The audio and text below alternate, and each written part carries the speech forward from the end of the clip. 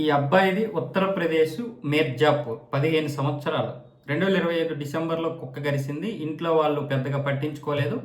అప్పుడు ఒక బాబు బాగానే ఉన్నాడు.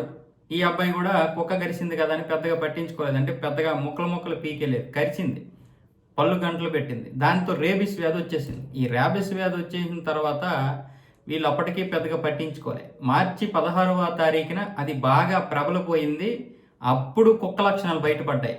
మార్చి 16వ తారీఖు నుంచి అబ్బాయిలో కుక్క లక్షణాలు బయటపడితే వాళ్ళు అనేక రకాల ఆసుపత్రికి తిప్పారు. మొదటేమొచ్చేసి స్థానికంగా ఉన్నటువంటి ఒక ఆసుపత్రికి తీసుకొని వెళ్ళారు, కచ్వా క్రిస్టియన్ ఆసుపత్రి. అక్కడికి తీసుకొని వెళ్తేనేమొచ్చేసి వాళ్ళు మా వల్ల కాదు, అబ్బాయికి ఆల్రెడీ ర్యాబీస్ వచ్చేసింది, మీరు ఒక గదిలో బంధించేయండి, 4-5 రోజుల తర్వాత చనిపోతాడని చెప్పారు. అలాగే మరొక గవర్నమెంట్ ఆసుపత్రికి తీసుకొని వెళ్ళారు. అక్కడ కూడా అదే విషయం చెప్పారు, మా వల్ల కాదని చెప్పేశారు.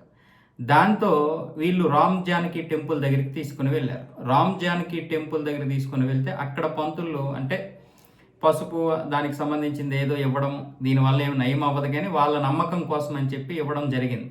ఆ తర్వాత ఏమొచ్చేసి వాళ్ళు కొన్ని ఆసుపత్రులు చెప్పారు, మీరు వేరే ఆసుపత్రికి వెళ్ళండి, కపిల్ చౌరా హాస్పిటల్కి వెళ్ళండి, అక్కడ కూడా తగ్గకపోతే అప్పుడు వారణాసిలో ఉన్నటువంటి హరువా హెల్త్ సెంటర్కి వెళ్ళండి అని చెప్తే మొదట ఏమొచ్చేసి కపిల్ చౌరా ఆసుపత్రికి వెళ్తే వాళ్ళు అబ్బాయిని అనేక రకాలుగా టెస్ట్ చేసిన తర్వాత ఇంత ముదిరిపోయింది ర్యాబిస్ వ్యాధి, ఇప్పటికే 2 నెలలు అయిపోయింది, అంటే కరిచి 3 నెలలు 4 నెలలు అయిపోయింది, కానీ అది వచ్చిన తర్వాత ముదిరిపోయిన తర్వాత కూడా 2 నెలలు అయిపోయింది, ఇక కష్టం మా వల్ల కాదనేసారు వాళ్ళు.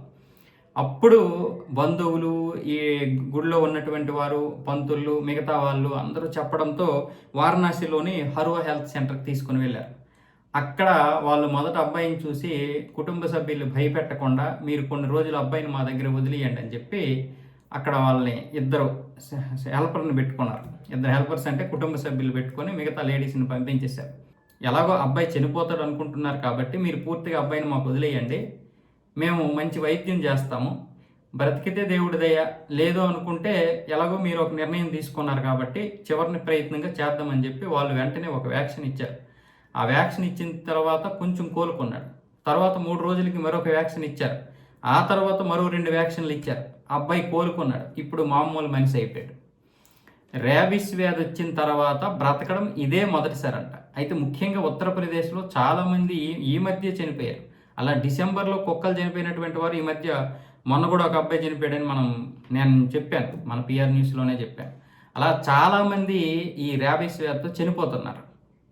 కానీ కుక్క ప్రేమికులు మాత్రం ఇప్పటికీ కూడా కుక్కల్ని ఏమనకూడదు అంటున్నారు. నాకు కుక్కలంటే ఇష్టమే, కానీ విపరీతంగా కుక్క జాతి పెరిగిపోయింది. వాటికి కావలసినటువంటి ఆహారం మనం ఎక్కడ రోడ్ల మీద వేయడం లేదు. ఇప్పుడు అంతా పరిశుభ్రత అనే పేరుతో మనం అంతా ప్లాస్టిక్ మయం చేసేసాము కాబట్టి ఇప్పుడు ఎవరిని ఏం అనలేనటువంటి పరిస్థితి. కాబట్టి కుక్క జనాభాను తగ్గించడమే ప్రత్యామ్నాయం. దీనికి మళ్ళీ ఏదైనా తీర్పులు ఇస్తే మాత్రం ఈ కుక్క ప్రేమికులందరూ బయటకు వచ్చేస్తారు. వీళ్ళ దగ్గర మాత్రం వేరే విదేశాలకు చెందినటువంటి కుక్కలు ఉంటాయి, అక్కడ వాటికి మంచిగా ఫుడ్ పెడతారు.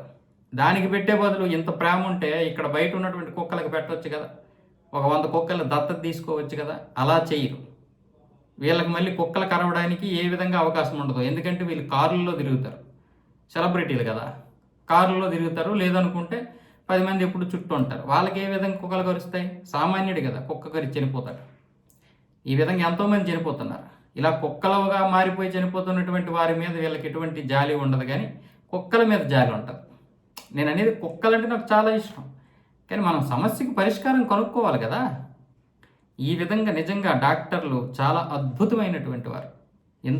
ఎంతోమంది డాక్టర్లు చేతులు ఎత్తేసిన తర్వాత కూడా వీళ్ళు బ్రతికించారంటే ఇలాంటి డాక్టర్లకే డాక్టర్లు వాళ్ళు.